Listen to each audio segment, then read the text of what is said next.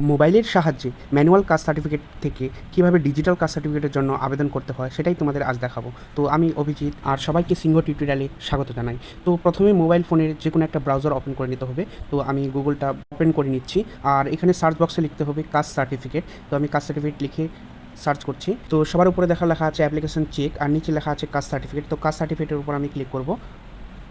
এরপরে চলে আসবে কিন্তু ব্যাকওয়ার্ড ক্লাসেস ওয়েলফেয়ার ডিপার্টমেন্টের অফিসিয়াল পোর্টালে। আর এখানে দেখো অনেকগুলো অপশন আছে। তো আমরা ব্যাকলগ সার্টিফিকেট যেটা আছে ওটাতে ক্লিক করব। ক্লিক করার পর দেখো এখানে 3টা অপশন দেখাবে। প্রথমেই আছে apply for digitize certificate, check application status for digitize certificate, edit application. এই 3টা অপশনের মধ্যে উপরে অপশনটা ক্লিক করব।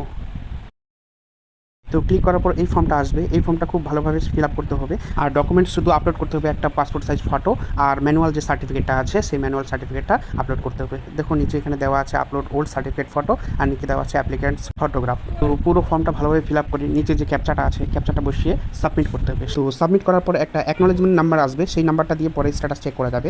আর সেই অ্যাকনোলেজমেন্ট নাম্বারটা এসডি অফিস অথবা বিডিও অফিসের বিসিডব্লিউ সেকশনে অবশ্যই দেখাতে হবে। তো আজকের ভিডিওটা এই পর্যন্তই। তোমাদের কেমন লাগলো? যদি ভালো লাগে তো একটা লাইক, আর বন্ধুদের মধ্যে অবশ্যই শেয়ার করে দিও। আর নতুন নতুন আপডেট পাওয়ার জন্য চ্যানেলটাকে সাবস্ক্রাইব করে দিও। আর যদি ফেসবুক থেকে দেখে থাকো তাহলে চ্যানেলটাকে অবশ্যই ফলো করে দিও।